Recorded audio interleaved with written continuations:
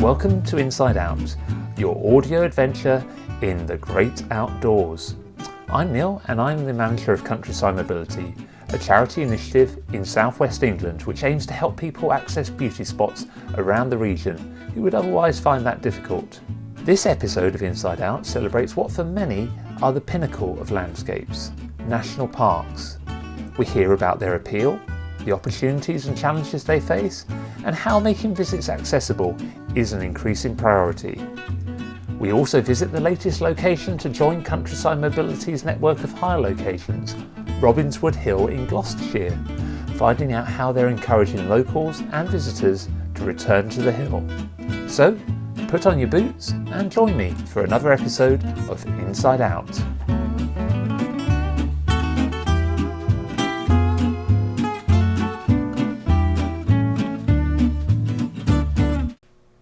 Now, when we think of the great outdoors, it conjures up a variety of places.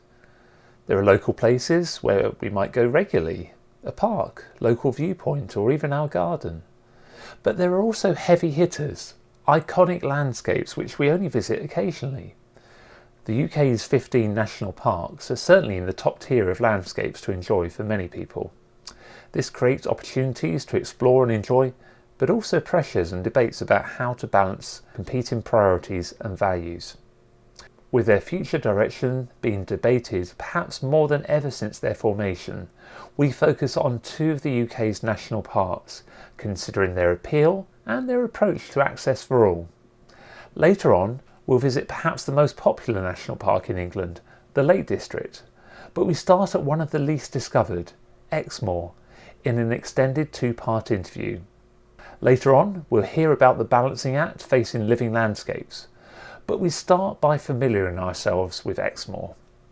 Well, I'm very pleased to be joined by Dan James from Exmoor National Park Authority this morning.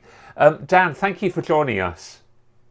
Yeah, you're absolutely welcome. Now, as I said, there's a real theme going through this particular episode of Inside Out, which is about national parks. Now, I think probably most people are familiar with the term, but could you help us define what it is? And I think it means different things in different countries, so you might have to define what it means in your context. Yeah, absolutely, Ben. I guess the headline message is that national parks are an internationally recognised brand, and generally it refers to some of the most outstanding landscapes we have on the planet, and they're protected for the public's benefit.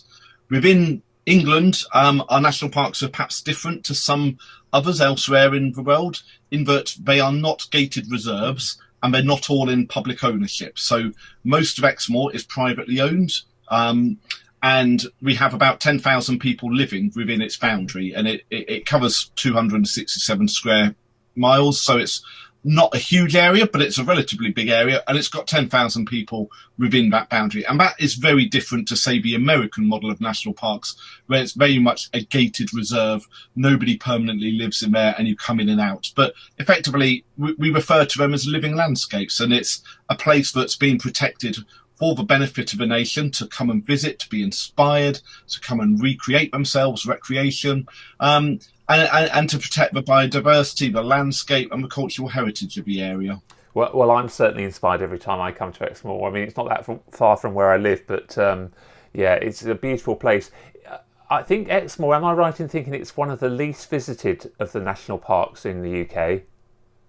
Yeah, it's certainly one of the lesser visited. It's not quite bottom of the table. Okay. But that's partly due to its size. Obviously, it is one of the smaller of the UK national parks, and so there's obviously less space in a way. And it's also, which a lot of people don't really kind of think about, given we're in southern Britain, but it's one of the least accessible national parks, so it's quite difficult to get to.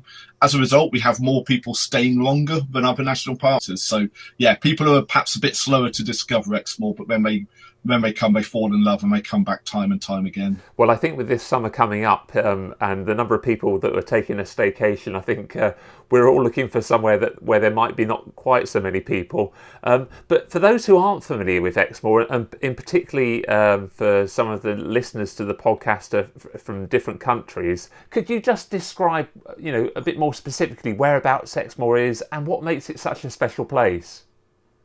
Yeah, so Exmoor's located in the southwest of England on the kind of peninsula.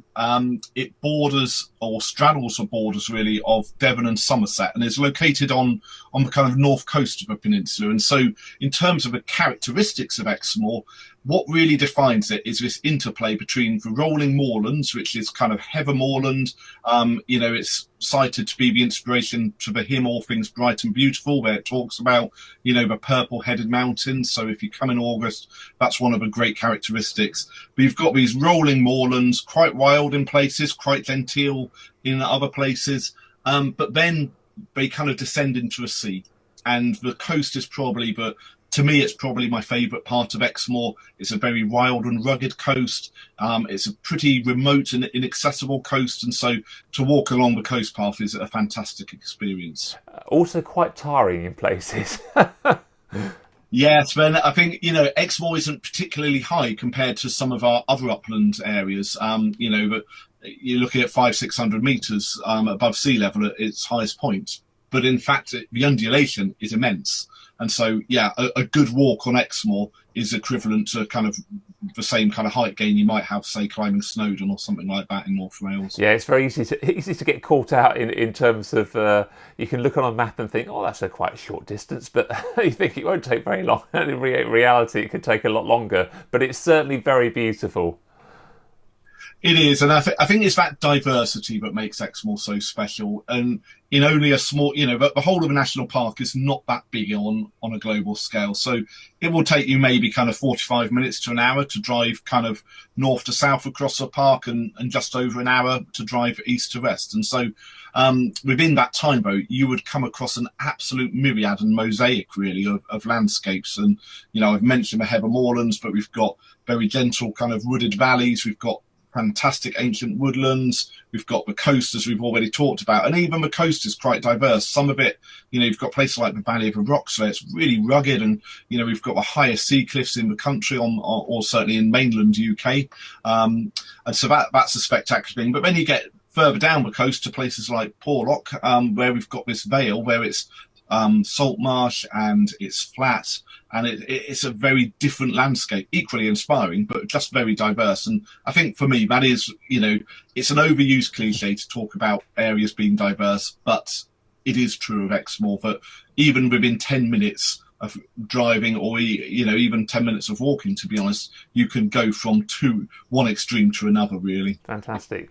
And I mean, we mentioned at the start that it's a more remote national park compared to some others. That does have an advantage, I think, though, in terms of the night skies. There's something special about Exmoor in that regard. There is. So Exmoor is actually very proud, 10 years ago this year, to have been designated Europe's very first international dark sky reserve. And it's a designation which really recognises both the quality of our night skies, in that they are pretty pristine. The impacts of light pollution, they are still felt on Exmoor, particularly from the industrial areas of South Wales, on the opposite side of the channel. But nevertheless, our dark skies are incredibly dark. Very good for astronomy, great for wildlife. And the designation is there partly because of the condition of the dark skies, but also because of the work that we and our partners do to make sure that we continue to look after those dark skies. And if you get to come out on Exmoor overnight and it's a clear night, it is a fantastic experience. Yeah, it's something I've not yet experienced. I go during the day quite a few times, but I still haven't spent an overnight stay there. Well, certainly one where it's been cloud free. That must be something I should do. Coming to mind, though, is something else that maybe happens from time to time at night time in Exmoor, which is very distinctive. And I can't remember the name of it, but there's an event that happens where people mimic the sound of is it a male deer that? Yes, there is an embarrassing video of me doing it somewhere. I had a feeling that was the case. Yeah. So it's called bolving, and one of the other kind of characteristics of Exmoor is it being the home to the largest herds of red deer in England. Wild red deer. It's Britain's largest native wild mammals. There's several thousand roaming across Exmoor, and they are a really kind of spectacular, almost majestic sight if you to see the stags, which are the males, kind of roaring. And what happens, particularly in the autumn, around October time, is you get the mating season. and the males, the stags, kind of spar up to one another to try and prove who's the strongest, the most dominant, and therefore the most kind of worthy stag to father, further deer. And yeah, there's a thing that's happened a few times now called the World Bolving contest, and people literally mimic the sound of the stags make, which is kind of somewhere between a cross of a cow mooing and a dog barking, is probably the best way I can describe it. And yeah, you would get a few hundred people standing on the side of a valley, and they would call out and make this kind of bolving noise, and you'd get 3 attempts, and you would listen back, and the judges would be both listening to how impressive your bolve was and how authentic they felt it was, but you would also get additional points if you got a stag from the other side of a valley calling you back. Oh, fantastic.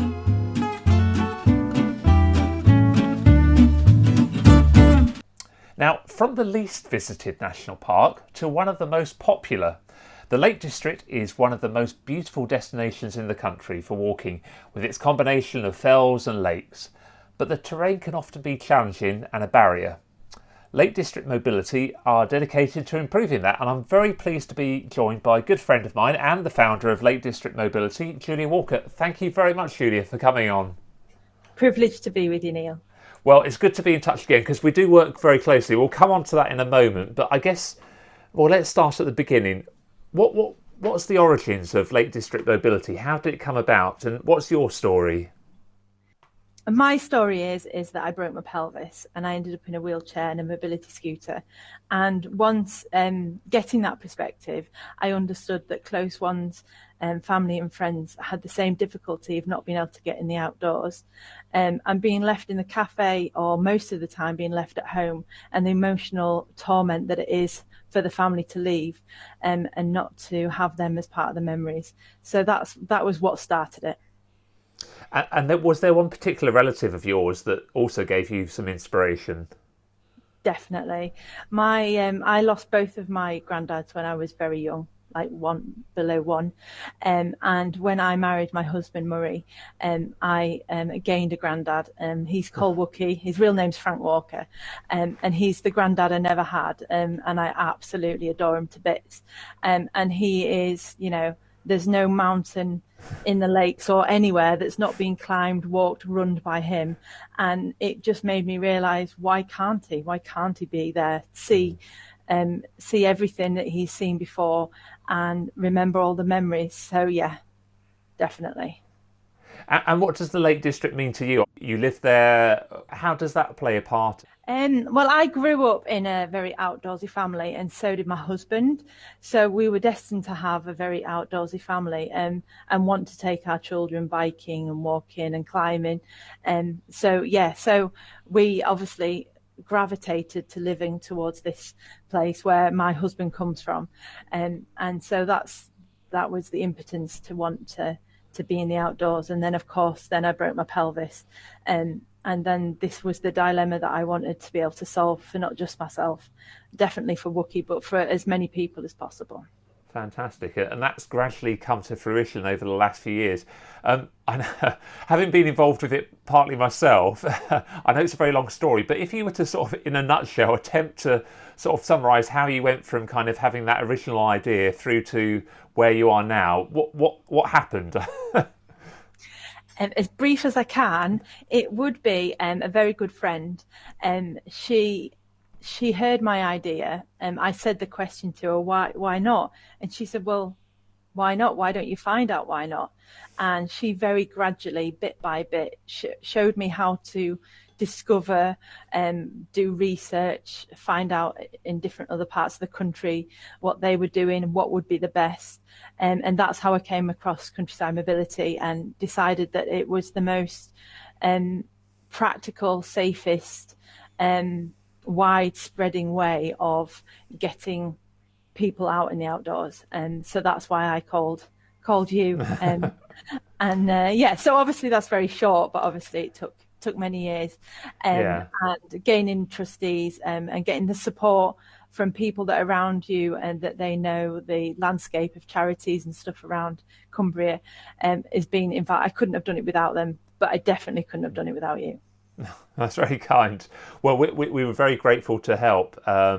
We often get people who use countryside mobility who naturally are saying, especially if they're down on holiday in the southwest where we're based, they will say, well, we'd love to have something like this somewhere else in the country. And we physically don't have the resources to be able to do that ourselves. So to be able to work with you in doing that has been fantastic. So, I mean, in a nutshell, what we've done is basically you've taken on board our system that we use down in the southwest. And that results in, if someone becomes a member of Countryside Mobility in the southwest, they can use their membership when they come up to visit the Lake District and vice versa. And we've trained you up, and I mean you've gone on beyond that. You come up with all the good ideas that I can now steal. So that's worked out very well for me. But it's great to work together in that way. So do you want to? For those who haven't come across Lake District Mobility, now describe what you offer in the Lake District. So currently in the Lake District, we have Langdale. We have 2 trampers at Langdale, and we have 1 tramper at Whinlatter. So Whinlatter is a forest destination. It's the highest mountain forest, so it gives you enormous views of lakes and all the mountains in the North Lakes. And then Langdale is very flat within the valley, but it has waterfalls and swans and lakes, and it's just very picturesque down at Langdale. I think I haven't been there, but I think from the photos I've seen, it's kind of your classic Lake District scenery, really, isn't it? That combination of lakes and fells. Definitely. Yeah, I'm wishing I was there now. Well, I've got the something to look forward to. I'm coming up your way, so that's something to look forward to. And what's been the experience of those who've made use of this? So I've lost track now. Is it 2 years you've been going, or 3? Yes. 2 years. Yeah. So what's been the feedback from people who've used Lake District Mobility? I think most of the feedback, it's the staff site that get the feedback, but it can be everything from just so excited to see a view that they've never seen before, to people literally being in tears, because their thought of what it'd be like to get back out, it was even better than that. So it's just pure pleasure for families to be able to be together, and for them to have independence, because I feel it, because I was in a wheelchair myself, it's the crux of, if you're in a wheelchair and someone's pushing you, you just really don't have any of your independence. You can't tell them how to push you and when to stop. But as soon as you sit on a tramper, you have all your independence back. And so it makes the experience just massively different. And presumably, like it has been in the southwest, do you get a mixture of people who are on holiday and people who are local using the scheme? Yes, definitely. So Langdale is very much more holiday people, taster memberships, but Whinlatter, because it's quite close to the west coast, they have a lot of annual members and people that come back every week or every month. And since obviously opening up in COVID, we've had people going every couple of days because they're just so excited to be back. Oh, that's fantastic to hear. Yeah, and in turn, you've now helped another national park. We've got a kind of national park theme going throughout this podcast. You've been helping another national park in the north of England to be able to provide a similar service, haven't you? Yes, we've started North York Moors Mobility, so it's exactly the same system as us and down at Countryside Mobility.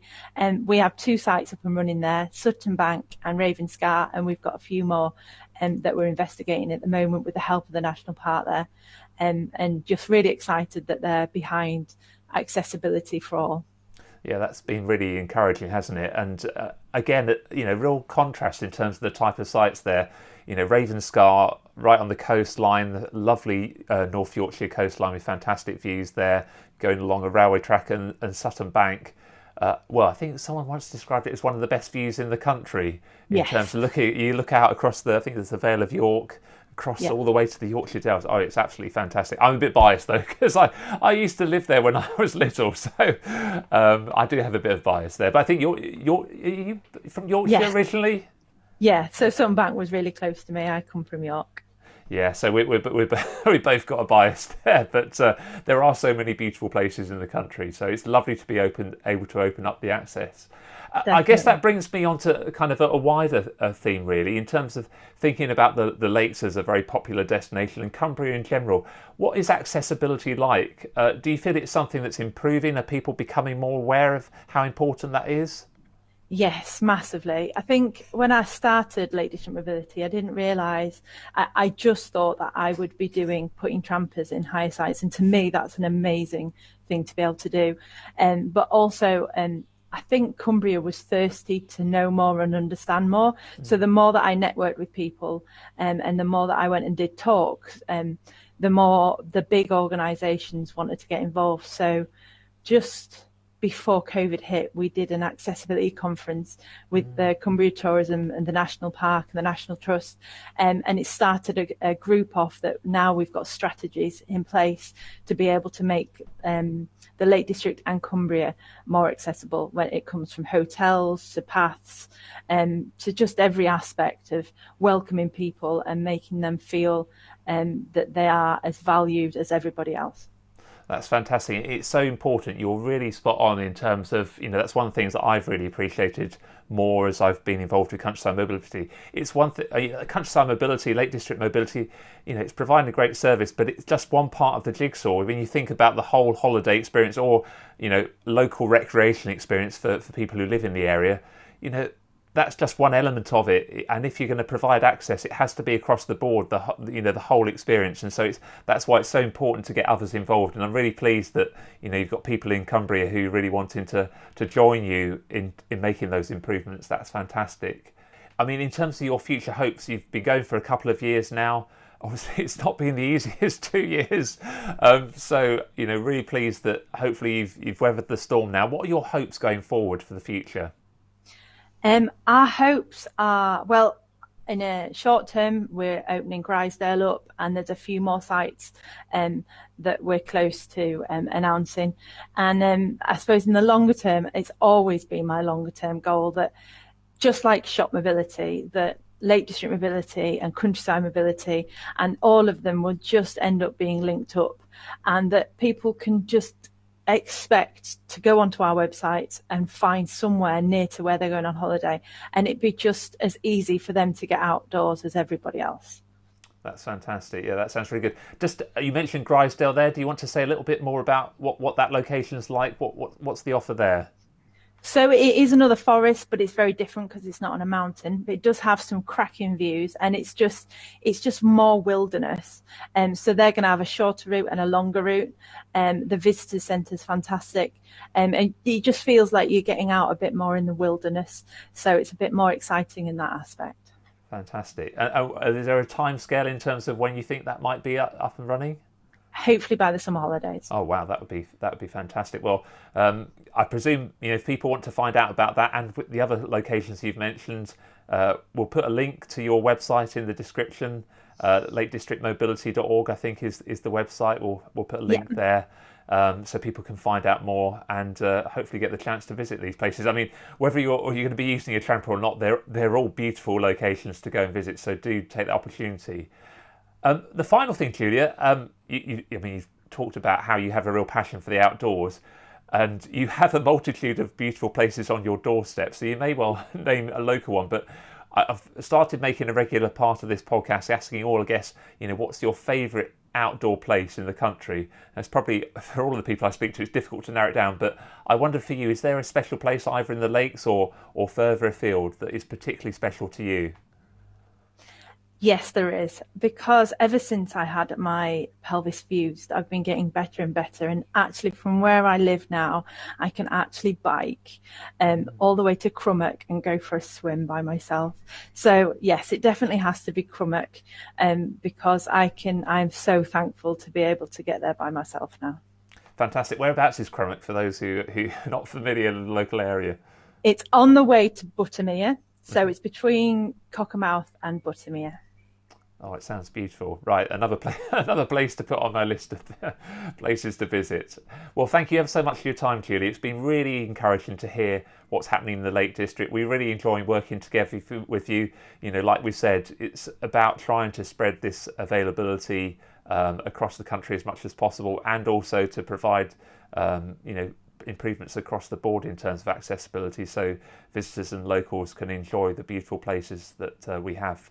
So thank you very much for your time today, and well, good luck for everything you're doing going forward. We look forward to working with you. Thank you ever so much, Neil. Now, at a time of year when many of us are travelling or sometimes crawling along the nation's motorways, there are often landmarks along the way that catch our attention.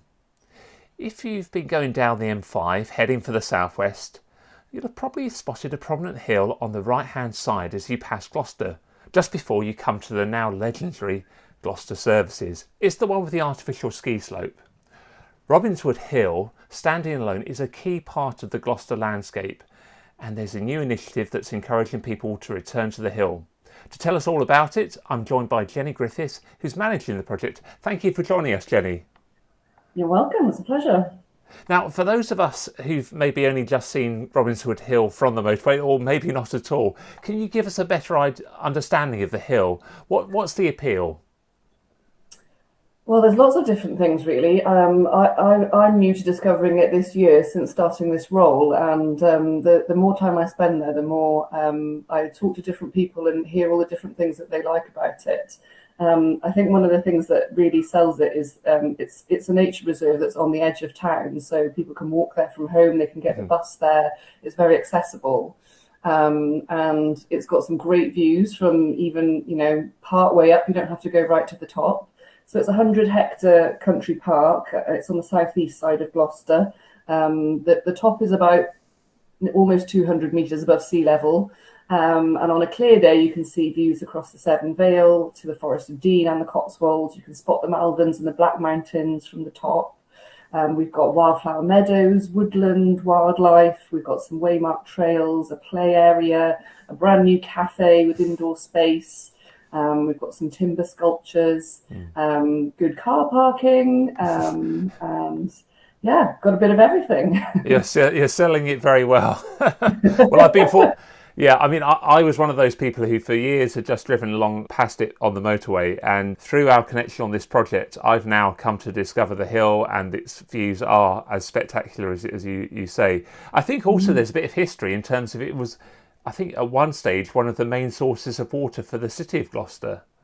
Yeah, that's right. So it's actually on Reservoir Road, so it used to have a lot of reservoirs there, and there was a bit of a battle historically between the monks and the landowners over whose water it was, but it certainly used to feed all the water in, and it still has a lot of springs popping up, so there's some natural flood management going on to keep the water off the paths. You've not been tempted to start selling spring water? No, that might be on the agenda one day. There's always lots of ideas for new projects, so we'll put that one on the back burner. The other thing to mention is the quarry. So it's got steeped in history with flint flakes dating back to the Neolithic period. So geologically, the site is a site of special scientific interest. So it's an outlier of the Cotswold escarpment. So you can find we have found some nice old fossils there when the goats aren't munching away at it. Ah, right, okay. Goats as well. That's an extra appeal there. So return to the hill. Tell us more about what's the aim of the initiative? So it's a 2-year National Lottery Heritage funded project up until the end of 2022. We're partnering with the Gloucestershire Gateway Trust, who run the services that you mentioned, and it's looking at a few different goals. It's a follow-on from an earlier project, which was All Paths Lead to the Hill, and that kind of consulted with lots of local people to think about, is there anything that gets in the way of coming to the hill? What do people want? We had a big public consultation, and part of the outcome of that was that people were saying, well, it's not that accessible, actually. We're not sure if it's, what there is on site for people with accessibility needs. And also, there's nowhere to sort of hide from the rain. We could do with an indoor cafe. So responded to those kind of comments, and luckily got some funding to be able to do that. So the three different goals of the project are, one being the accessibility. So we're thinking about push chairs as well as wheelchairs, having multi-sensory trails, thinking about all the different kind of access requirements people have, so that people feel that, nature is for everyone. We want everyone to be able to enjoy it. The other parts of the project are relating to diversity. So reaching a bigger audience of people, making sure that all of the people who live within walking distance know about the hill, can access it, know how to get there from their house, and can use it to connect with nature and really, improve their physical and mental well-being. We want it to feel like it's part of the community as well. So that's why the third arm of the project is about collecting memories from local people for a permanent exhibition, celebrating its place in the community. Fantastic. So if anyone local is listening to this and has memories, I guess they should get in touch with you. Yes, please do. We have a Facebook group called Return to the Hill, so it's a pretty easy way to contact me, or they can contact the main email on our website too. And one of the things that I was really curious to hear, that was one of the initiatives that you've got, it's just a very small thing, but I thought was quite interesting, was I think you've got wellies available for hire, have you? Yeah, that's right. We've got welly hire. So if anyone is a bit put off, they haven't got the right footwear, or they're just passing and thinking, oh, looks a bit rainy and they've only got, these sandals or something, we've got some welly hire available on site now, adults and children. So we're also going to have some explorer backpacks and leaflets with activities on, how to learn about nature, and, have a little set of binoculars and a little bug box to put bugs in and have a closer look at the mini beasts. So lots of things to do. That's great. I guess it's early days at the moment, but what sort of response have you had? Really positive. I mean, anecdotally, lots of people very excited about, the project and the programme of events that we're going to have over the summer. We've already had some kind of COVID-safe, self-guided nature trail events over the Easter holidays and half term. And people are really enjoying getting out into nature and getting a chance to spend time as a family outdoors, really. Great. And one thing that you mentioned was our partnership together, Countryside Mobility, working with yourself to provide an all-terrain mobility scooter for people to hire. Can you tell us a little bit about what that opens up? What access does that open up for people who would otherwise struggle with walking? Yeah, so we've made some changes to make sure that we've got some paths that are more accessible. So we've levelled out some of the paths. We've got some barriers along where there were sort of, steep edges to the path because it is a hill. So, we've done a bit of work. We've widened the bridge. So we now have two paths that are accessible on the tramper, and we're hoping to have more as time goes on through the project. We've already had a good uptake of people booking and repeat booking as well, having really enjoyed being able to come to a new site and have these views of Gloucestershire. And I think because you can, there's a cafe, there's a playground, there's great views, there's woodland, there's wildlife, there's lots of different things that you can enjoy and see. So, coming more than once is really enjoyable for people. So I think it's allowed more people to enjoy the site, those who can't walk very far, or it might just be someone who's got a temporary injury and feels a bit stuck at home, just having that opportunity to get outside and have that fresh air and, see some of the green that the city has to offer. That's fantastic. Yeah, we're delighted to be partnering with you. I think it's as I said, I'd been driving past for years, and I could see immediately what the potential was. The country park's right on the outskirts of Gloucester, so very easy for people to get to, and you don't have to go that far up, as you said, before you get those fantastic views. And it's brilliant to have a tramper there, so people can be able to enjoy those for the first, or be able to get back to enjoy them. So we do wish you all the very best for the project, all the different aspects of it. And thank you for giving us that insight as to what's happening and how people can access it. So thank you very much, Jenny. Pleasure. Thanks, Neil.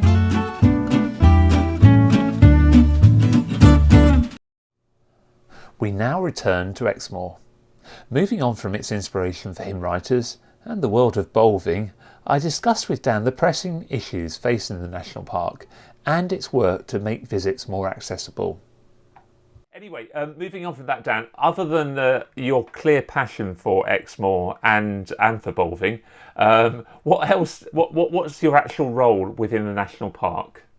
Yeah, my role is really diverse. I've got the fantastic title of Rural Enterprise Manager. And really, my job is about helping businesses thrive, helping to keep the place sustainable and alive, but also helping people to come and discover Exmoor and have a great visitor experience. And so it's quite diverse what I'm involved with, lots of things from kind of funding, working with businesses, giving them training and support around sustainability, engaging them in the special qualities of a national park, helping them to promote the things that make Exmoor special, through to looking at how do we actually grow our economy within the confines of it being a national park. So obviously being a national park, it comes with huge opportunities, but there are also, quite rightly some challenges that we need to try and address as well.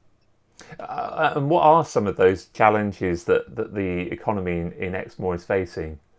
Well, I guess the whole kind of premise of national park management, particularly in the UK, where, as I say, they are lived-in landscapes, it's a constant balancing act. So as a national park, we have two purposes. One is to effectively look after a place, to conserve and enhance the natural beauty, the wildlife, the cultural heritage.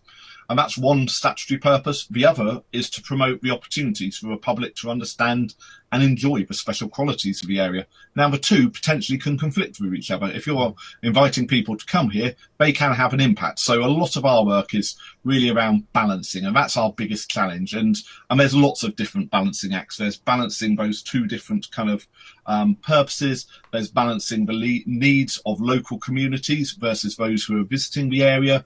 There's balances around those who are looking to grow their businesses versus those who have, respecting the landscape. And so, yeah, it's a constant balancing act, but it can be done. And I think that's the thing. And it's very important to emphasize that, we are talking about conservation and not preservation here. And so it's an evolving landscape. And I think, I've referred to our national park as a living landscape, and actually over millennia, but, particularly over the last 8,000 years, humans have had a huge impact on the landscape, and they've shaped the Exmoor that we know and love today. So it's not a completely natural wild landscape. It is something where actually that interplay between man and the environment has shaped the landscape. And so that will continue to happen. And I think, in terms of challenges going forwards, there are big changes on the card to things like the agri-environmental support, so the funding that helps keep our upland farming alive. And, as I say, most of Exmoor is privately owned, most of it is farmed, and those farmers are